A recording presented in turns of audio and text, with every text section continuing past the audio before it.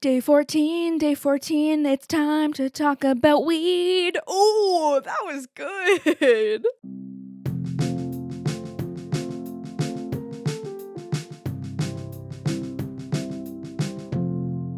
Welcome to December 14th. Welcome to day 14 of Podmas.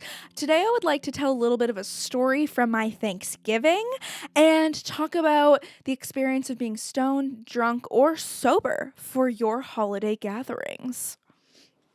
So it's no secret around here on Human to Human that I have been alcohol free for a little bit of time now. I decided in August I wanted to try not drinking for an entire month, and it is now spiraled into 3 months, which is really cool, and probably 4 by the time December comes. But also, who knows? I'm not putting any constraints on myself. If I'm feeling like it's aligned with my mind, heart, body, soul, I may have a drinky poo here or there, but I definitely have been straying away from alcohol and seeing what it's like to exist in family gatherings, sober or stoned. So, let's get into it. This past Thanksgiving, all my family gets together at our cottage and we have a very big turkey dinner on the Saturday night of the Thanksgiving weekend. And it's really interesting because all of the adults in my family who are like the generation who birthed all of the cousins, they are big drinkers. My parents love a good beer and my grandma loves rye on the rocks. And so there's a lot of alcohol flowing in that older generation. But what I noticed this year is that, and it's actually been like this pretty much every year, but without my brother around because he's traveling, there was no alcohol consumption along my cousins and I, which was very interesting. A lot of cannabis consumption. I'll tell you that much, but it was very different for me personally to experience Thanksgiving without alcohol. I find when I have drinks and either get drunk or just get tipsy, or after that first drink, I get really tired. My vibration, now I know it's my vibration. I'll tell you about that in another episode.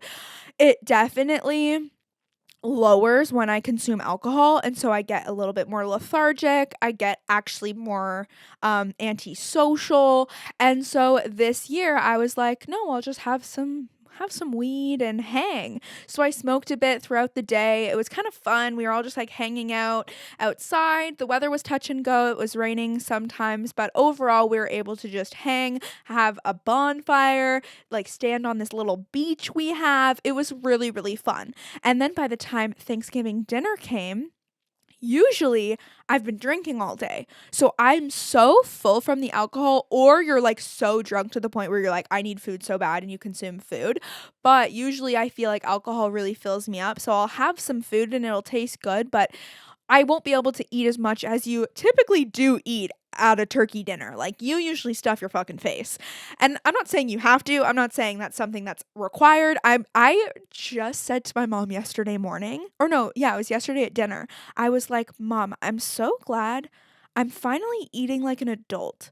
And my dad's like, "Oh, why? Like you're not picky anymore?" And I'm like, "Okay, yes, like I'm not picky anymore, but I also eat a lot, not even a lot, a really great portion size in one sitting." I was struggling so much last winter because my energy was just so low and I couldn't sustain it throughout the day. And I finally realized I was not taking proper care of myself food wise. I wasn't nourishing my body. I would have like a couple hard boiled eggs and then go back to what I was doing and then be like, fuck, I'm hungry. And then I'd have like an apple and then I'd go back to what I was doing. I'd be like, fuck, I'm hungry again. Okay, I'm going to have a piece of bread. But that didn't keep me full and it had me nibbling throughout the day like a little bird.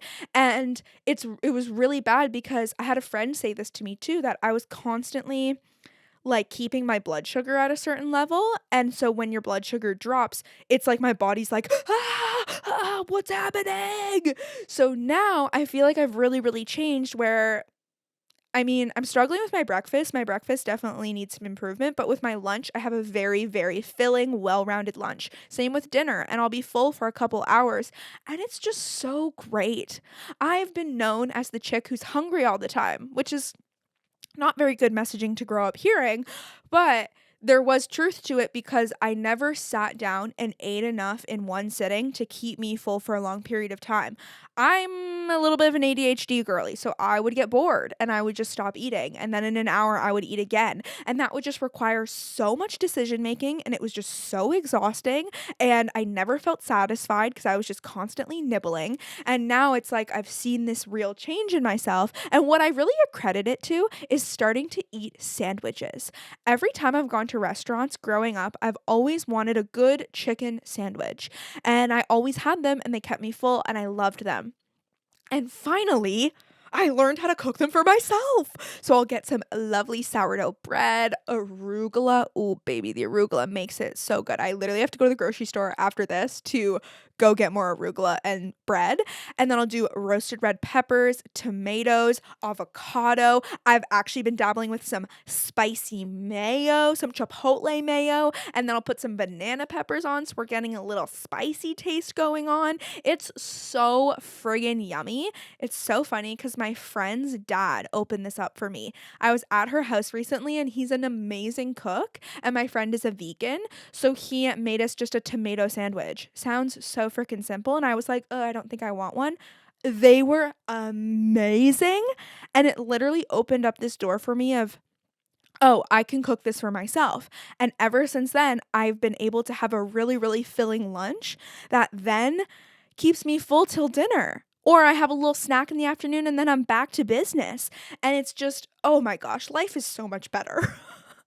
And so I also have another quality that could be linked to my neurodiversity, which is I hyperfixate on foods. And so I'll eat the exact same food every single day. This also might just be like an everybody thing, but I've been eating these sandwiches since the summer and I'll just like mix it up a little once in a while. But anyway, it takes the decision making out of it and I just love it. So going into this Thanksgiving dinner, I had another like food realization because I hadn't been drinking, so my appetite was like real ready to just go ham. And I got stoned right before dinner.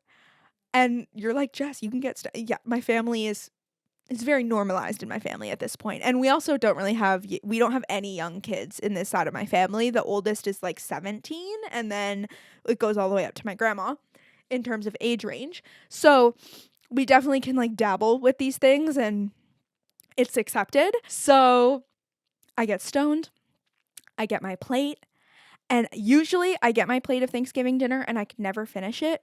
Oh, baby, I finished this meal and it was delicious.